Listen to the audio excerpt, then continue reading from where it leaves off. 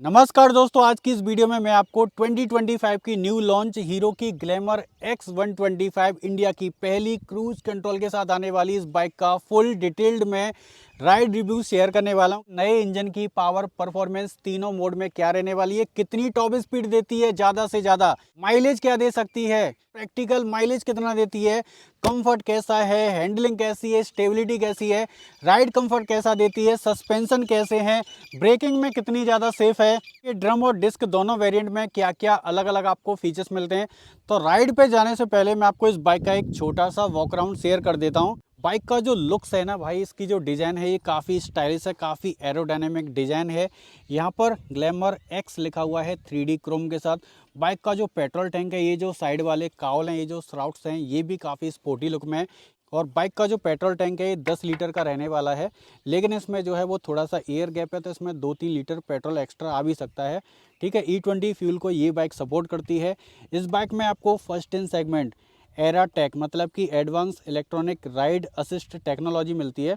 का मतलब ये है कि इस बाइक की बैटरी अगर पूरी डाउन हो जाती है, ख़राब भी हो जाती है, डिस्चार्ज भी हो जाती है, तो आप इस बाइक को आराम से किक से भी स्टार्ट कर सकते हैं। इंडिया की ऐसी पहली बाइक है 125 सीसी में, जो कि 90,000 रुपये में आपको क्रूज कंट्रोल ऑफर करती है। ये देखो भाई, यहाँ पर इसमें क्रूज कंट्रोल दिया गया है। इसका जो क्रूज कंट्रोल है ये कितने की स्पीड में सेट होता है और कौन से गियर में लगता है, ये मैं आपको बाइक को चलाकर बताने वाला हूँ। यहाँ पर इंजन किल, सेल्फ स्टार्ट है, यहाँ पर हैजार्ड वाला फंक्शन मिल जाता है। अगर आप इस बाइक की हेडलाइट को देखोगे तो इस बाइक में खास करके इस टॉप मॉडल में आपको LED वाले विंकर्स मिल जाते हैं विद हैजार्ड स्विच के साथ। पैनिक ब्रेकिंग अलर्ट वाला फीचर्स मिल जाता है। फ्रंट में आपको एक बड़े साइज का विंड स्क्रीन का ग्लास मिलता है, पियानो ब्लैक फिनिश का। हेडलाइट भी जो है वो डिजाइन में कंप्लीट बदल चुकी है, लेकिन पैटर्न थोड़ा सा सेम वही है X-Tech 125 वाला, लेकिन यहाँ पर आपको H शेप के LED वाले DRL मिलते हैं और नीचे और ऊपर में स्प्लिट टाइप की यहाँ पर आपको LED हेडलाइट मिलती है, जो कि रिफ्लेक्टर बेस्ड रहने वाली है। फ्रंट में 30 mm के टेलीस्कोपिक फ्रंट फॉर्क मिलते हैं, दोनों साइड में रिफ्लेक्टर दिए गए हैं और फ्रंट वाला जो फेंडर है ये भी थोड़ा सा ज़्यादा चौड़ा कर दिया है, जो कि दिखने में बाइक को ज़्यादा स्पोर्टी फील कराएगा। सेफ्टी की बात करते हैं तो भाई एक चीज़ यहाँ पर मिसिंग है, ABS नहीं है, लेकिन बिना ABS के ये कैसा रिस्पॉन्स करती है ब्रेकिंग में चलाकर आपको बता दूंगा। 240 mm की नॉर्मल डिस्क है, एंडोरेंस के कैलिपर हैं। फ्रंट में जो टायर है वो 80/100/18 का रहने वाला है। बाइक में जो चेसी है वो वही पुरानी ग्लैमर X-Tech वाला है, लेकिन यहाँ पर जो बाइक का इंजन है ये कंप्लीट भाई बदल चुका है। अब इंजन और पावर की बात करें तो यहाँ पर आपको 124.7 सीसी का air cooled 4 stroke OBD2B compliant वाला न्यू रिफाइंड इंजन मिलता है स्प्रिंट EVT टेक्नोलॉजी के साथ।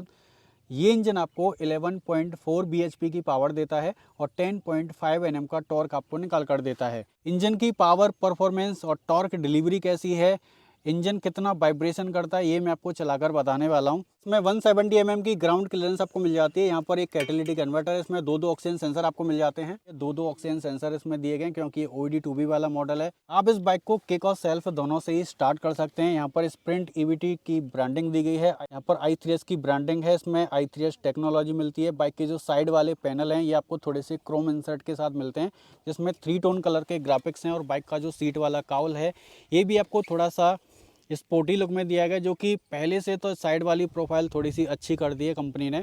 रियर में यहाँ पर 5 step adjustable hydraulic shock absorber है। रियर में 130 mm की ड्रम ब्रेक है, कंबाइंड ब्रेकिंग सिस्टम मिलता है। बाइक का जो एग्जॉस्ट है ये भी पूरा कंप्लीट बदल चुका है।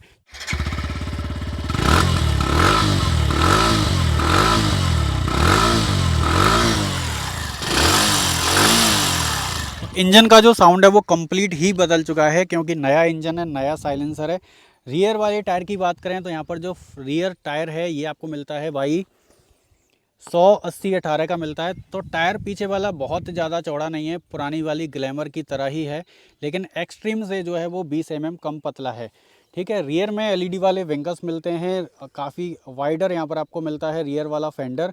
अब ये डिस्क वाला टॉप मॉडल है, तो रियर में आपको H शेप की LED वाली टेल लाइट मिलती है, लेकिन इसके ड्रम ब्रेक बेस मॉडल में आपको हेलोजन वाली टेल लाइट मिलेगी, हेलोजन वाले इंडिकेटर मिलेंगे। और ड्रम ब्रेक में आपको एक तो डिस्क की जगह पर ड्रम मिलेगी और प्लस उसमें आपको पैनिक ब्रेकिंग अलर्ट वाला फीचर्स आपको उसमें नहीं मिलेगा। बाइक का ये जो रियर वाला ग्रैब हैंडल है ये भी काफ़ी चौड़ा है, पीछे में कोई भारी भरकम व्यक्ति बैठता है तो उनको यहाँ पर कोई भी दिक्कत नहीं होने वाली है। यहाँ पर 2 नट दिए गए, तो आप चाहो तो इसमें बैक स्टॉपर को पीछे में इंस्टॉल करा सकते हैं। बाइक की जो सीट है वो भी इसमें काफ़ी लंबी मिल जाती है, जो कि पुरानी वाली ग्लैमर से भी काफ़ी लंबी है, काफ़ी चौड़ी है। और सीट के अंदर की जो फॉर्म है वो भी काफ़ी बढ़िया है। बाकी कंफर्ट कैसा है ये चला के आपको बता दूंगा।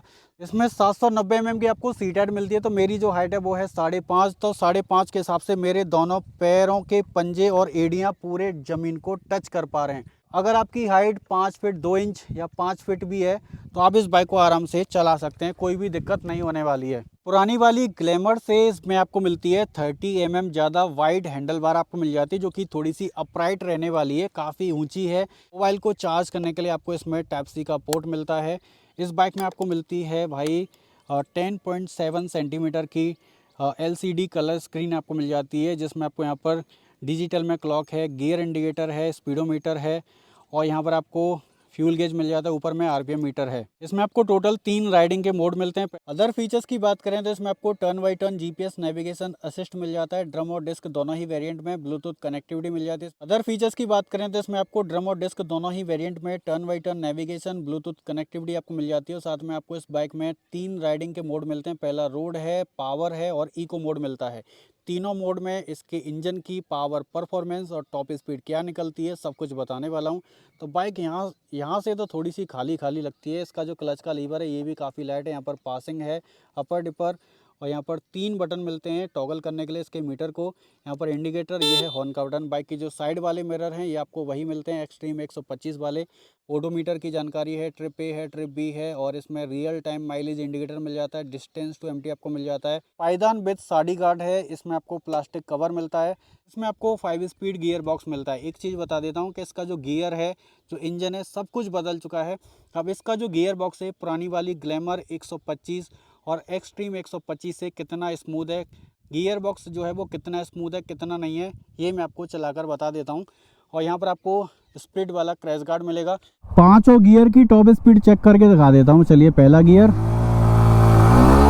पहले गियर में 29, second gear 52, third gear full throttle के साथ 77 थर्ड गियर,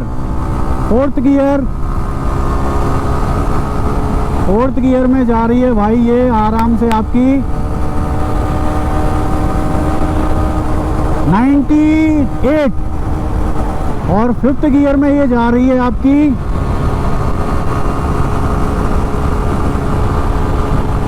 103 जाती है भाई, इससे ऊपर में नहीं जा रही है। बहुत बार कोशिश कर ली।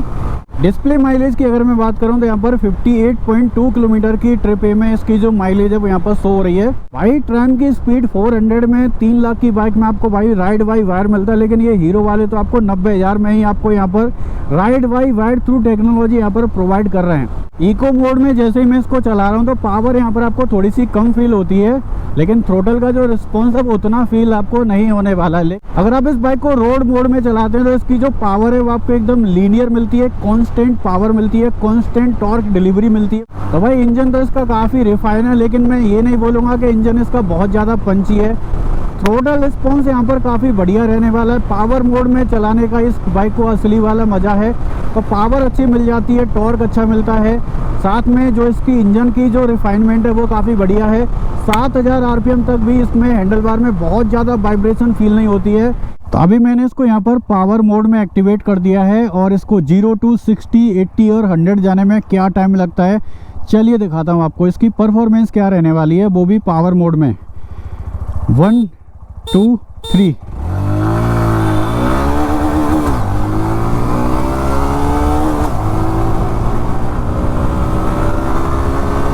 तो 60 तक की जो इनिशियल पिकअप है वो काफ़ी बढ़िया रहने वाली है। 80 की टाइमिंग देख सकते हैं आप।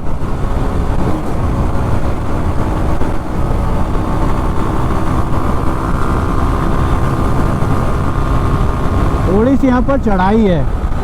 तो 0 to 60 की जो इसकी परफॉर्मेंस है वो काफ़ी बढ़िया रहने वाली है। अब मैंने इसको इको मोड में एक्टिवेट कर दिया। इको मोड में फुल थ्रोटल में अगर इसका खींच रहा हूँ तो जो पावर है वो यहाँ पर आपको थोड़ी सी कम मिलती है रोड और स्पोर्ट्स मोड के मुकाबले। हैंडलिंग की बात करें तो इसमें आपको मिलती है 30 mm वाइडर यहाँ पर आपको अपराइट हैंडल बार मिलती है, जो कि थोड़ा सा आपको लॉन्ग राइड में ज़्यादा कंफर्ट आपको देने वाली है। खास करके ये जो हैंडल बार है ये यहाँ नीचे से भी ऊंची है और ऊपर से भी थोड़ी सी ऊंची है, थोड़ी सी वाइड भी है। जो मेरे दोनों हाथ हैं वो एकदम सीधे रहने वाले हैं। और जो बाइक पर बैठते समय आप बाइक के जो फुट पैक्स हैं आप देख सकते हैं एकदम सेंटर में रहते हैं, तो पूरा का पूरा एक स्पोर्टी वाला फील आपको नहीं आता, पूरा एक कम्यूटर वाला बाइक आपको ये फील देने वाली है। पूरी रिलैक्स राइडिंग पोजीशन के साथ आप इस बाइक को चला सकते हैं। जब आप इस बाइक को चलाते हैं तो एक अच्छा खासा यहाँ पर आपको एक ट्रायंगुलर मिलता है, जिसकी वजह से ये बाइक आपको सिटी और हाईवे में ज़्यादा कंफर्ट आपको प्रोवाइड करने वाली है। तो इस बाइक को भाई 65 किलोमीटर चलाने के बाद भी मेरे को बैक में कोई भी पेन की समस्या नहीं आ रही है। अगर मैं इसके अलावा कोई 100 सीसी की बाइक चलाता ना भाई 50-60 किलोमीटर के बाद हालत ख़राब हो जाती है आपकी, सच बता रहा हूँ मैं। लेकिन ये 65-66 किलोमीटर चलाने के बाद भी मेरे को ये बाइक सीट कंफर्ट के मामले में कोई भी बैक पेन यहाँ पर नहीं महसूस करा रही है। तो सीट कंफर्ट मेरे को बाइक का काफ़ी बढ़िया लगा है। अगर आप इस बाइक की सीट को SP 125 या हॉर्नेट से भी कंपेयर करते हो ना, तो इतनी मुलायम सीट आपको मेरे को लगता है किसी भी बाइक में नहीं मिलेगी। भाई 90,000 में आपको यहाँ पर क्रूज कंट्रोल मिल जाता है इसके बेस मॉडल से ही, और ride by wire through technology मिल जाती है। उसी के साथ इस बाइक में आपको यहाँ पर पैनिक ब्रेकिंग अलर्ट वाला भी फीचर्स मिलता है। अब ये देखो, अब जैसे ही मैं थोड़ा सा यहाँ पर पैनिक ब्रेकिंग करता हूँ, ये देखो इंडिकेटर दोनों अचानक से इसके ब्लिंक करने लग जाते हैं। देखा आपने थोड़ा सा?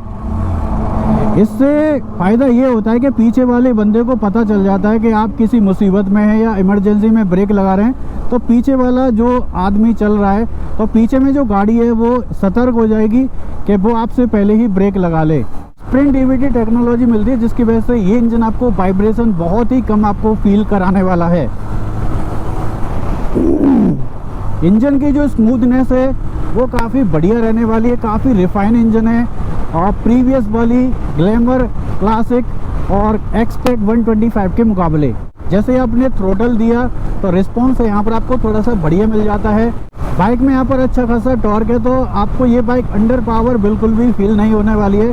खास करके अगर आप पीछे में किसी पिलियन को बिठाकर भी चला रहे हैं तो ऐसा नहीं लगेगा कि बाइक बहुत ज़्यादा अंडर पावर है, बाइक दब रही है तीसरे चौथे पाँचवें गियर में। क्रूज कंट्रोल को एक्टिवेट करने के लिए आपको बाइक की जो स्पीड है वो 35 से ऊपर रखनी पड़ेगी। तीसरे चौथे पाँचवें गियर में ही आप इस बाइक के क्रूज कंट्रोल को सेट कर सकते हैं, उससे नीचे में ये बाइक क्रूज कंट्रोल में सेट नहीं होती है। क्रूज कंट्रोल वाला बटन आपको यहाँ पर प्रेस करना है। जैसे ही आप प्रेस करोगे तो यहाँ पर आपको ग्रीन कलर का क्रूज कंट्रोल का एक लोगो जो सिंबल है वो ब्लिंक करने लगेगा। उसके बाद आपको ये नीचे वाली बटन प्रेस करनी है। अब 60 की स्पीड में इसका जो क्रूज कंट्रोल है वो यहाँ पर सेट हो चुका है। अब ये बाइक 60 की स्पीड में आराम से चलती रहेगी। अगर आपको बाइक की जो स्पीड है वो क्रूज कंट्रोल को सेट करने के बाद आपको कम करनी है, तो आप थोड़ा सा नीचे में दबाते हैं 1-2 सेकंड के लिए, तो स्पीड इसकी पर क्लिक 2 किलोमीटर के हिसाब से कम होती रहती है। ये देखो, अगर आप इसको थोड़ा सा लॉन्ग प्रेस करते हैं तो अचानक से 10 किलोमीटर की जो स्पीड है वो अचानक से कम हो जाती है। अगर आप ऊपर में क्लिक करते हैं, थोड़ा सा लॉन्ग प्रेस करते हैं, तो 10 किलोमीटर की स्पीड इसकी अचानक से बढ़ जाती है। ये देखा, ये 45 है, अभी थोड़ा सा प्रेस किया तो ये 55 हो जाएगी स्पीड यहाँ पर।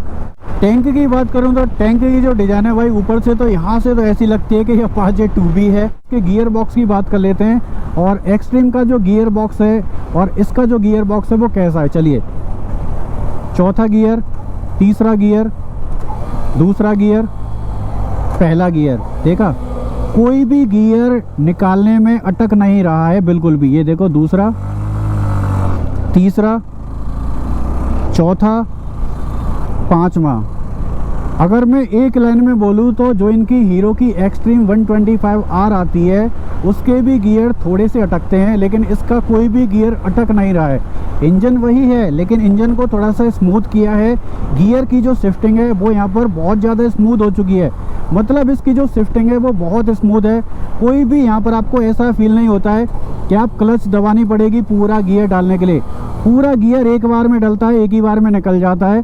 तो इसकी जो गियर शिफ्टिंग है वो यहाँ पर मेरे को थोड़ी सी बेटर लगी है हीरो की एक्सट्रीम 125R के मुकाबले, और पुरानी वाली ग्लैमर से भी इसके जो गियर हैं वो ज़्यादा स्मूथ रहने वाले हैं। ये देखो, तो स्मूथनेस यहाँ पर गियर की काफ़ी अच्छी रहने वाली है। चाहे आप गियर को अप शिफ्ट करते हैं या डाउन शिफ्ट करते हैं, कोई भी गियर इसका अटकता नहीं है, प्रॉपर एक बार में अप शिफ्ट करता है, एक बार में डाउन शिफ्ट कर देता है, कोई भी गियर इसका अटकता नहीं है। ये चीज़ मेरे को इस बाइक के इंजन की सबसे बढ़िया लगी है। पावर टू वेट रेशियो की बात करें तो आगे वाले हिस्से में 70% वजन है और पीछे वाले हिस्से में 30% वजन यहाँ पर रहने वाला है। तो जो पावर टू वेट रेशियो है ये आगे वाले हिस्से में थोड़ा सा ज़्यादा वजन आपको फील होता है। हालांकि इसमें एक ABS वाला मॉडल होता है ना, जैसे एक्सट्रीम 125 की तरह, फिर तो भाई आप इस बाइक को 100 पे चलाओ, 110 पे चलाओ, कोई दिक्कत नहीं है। तो इसमें अगर 120 mm का वाइडर टायर होता तो ये बाइक हाई स्पीड में अगर आप इसमें ब्रेकिंग करते हैं तो आपको और बेटर ग्रिप मिल सकती थी। देखो 50-60 की स्पीड में अगर आप इस बाइक में फ्रंट और रियर दोनों ब्रेक अप्लाई करते हैं तो ब्रेकिंग रिस्पॉन्स काफ़ी बढ़िया मिल जाता है, डिसेंट मिलता है, बाइक आराम से रुक जाती है। लेकिन रियर वाला जो टायर है वो भी थोड़ा सा स्किड होता है। और फ्रंट वाली ब्रेक को अप्लाई करता हूँ तो ये देखो, तो देखो अचानक से दबाओगे तो भाई व्हील एकदम से लॉक हो जाता है। देखो, देखा, व्हील लॉक हो जाता है भाई। ABS होता ना तो व्हील लॉक नहीं होता। अब दोनों ब्रेक को दबाता हूं तो ये देखो, तो पीछे वाला टायर भी थोड़ा सा स्किड करता है। लेकिन आपको जो ब्रेक हैं दोनों जो है वो थोड़ी थोड़ी दबानी पड़ेंगी। ऐसा नहीं है कि अगर आप हाई स्पीड में दोनों ब्रेक को अचानक से अप्लाई कर देते हैं तो बाइक के दोनों व्हील लॉक हो जाते हैं।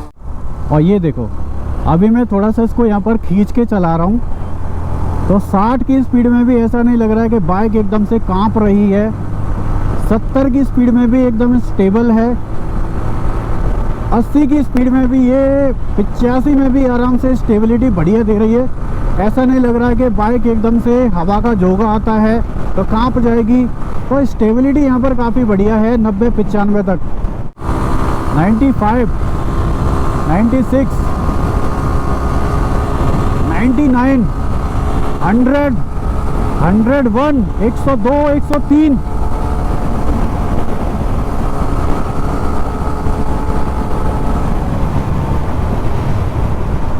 पहले गियर में आराम से ये बाइक 5 की स्पीड में चल रही है। दूसरा गियर डाल दिया है पावर मोड में, क्लच मैंने छोड़ दिया है।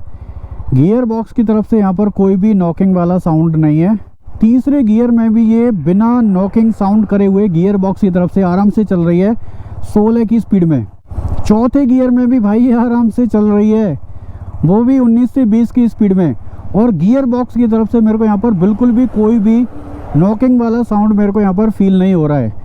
ऐसा नहीं लग रहा कि घट घट घट घट बाइक बंद हो जाएगी। अब ये देखो 5वें गियर में भी ये बाइक आराम से चल रही है 23-24 की स्पीड में। गियर बॉक्स की तरफ से कोई भी नॉकिंग वाला साउंड नहीं है। 24 की स्पीड में 5वें गियर में भी आराम से ये बाइक चलती रहती है। आप इस बाइक को हैवी ट्रैफिक में तीसरे, चौथे, 5वें गियर में भी आराम से चला सकते हैं भाई। इंजन हीटिंग की बात करूँ तो भाई 5वें गियर में 111-12 किलोमीटर चलाने के बाद भी, वो भी हाई स्पीड में, हाईवे पर मैंने बाइक अभी ये टोटल चलाई है, लगातार बाइक चल रही है। उतना चलने के 112 किलोमीटर चलने के बाद भी हाई स्पीड में है। और बाइक के इंजन की तरफ से मेरे को यहाँ पर कोई भी गरम हवा जो है वो फील नहीं हो रही है। इंजन मेरे को ऐसा नहीं लग रहा है कि भाई आग उगल रहा है, गरम हवा फेंक रहा है, बिल्कुल भी फील नहीं हो रहा है। गड्ढे में अगर मैं इसको चला रहा हूँ, यहाँ पर ये देखो, ये सामने में गड्ढा है तो आराम से सौकर इसका फ्रंट वाला गड्ढे को एब्जॉर्व कर लेता है। बहुत ज़्यादा झटका वगैरह नहीं लगता है। टर्निंग रेडियस चेक कर लेते हैं, ये देखो, तो बहुत कम एरिया में आराम से मुड़ जाती है। ये देखो इस तरह का गड्ढा आता है। सॉफ्ट है भाई सस्पेंशन काफ़ी। अब ये देखो 5वां गियर है, स्पीड कम कर दी है। ये देखो 20 में उठा रहा हूँ, 5वें गियर में आराम से उठ रही है। गियर चेंज करने की ज़रूरत नहीं पड़ रही है और ना ही कोई गियर का नॉकिंग वाला साउंड है।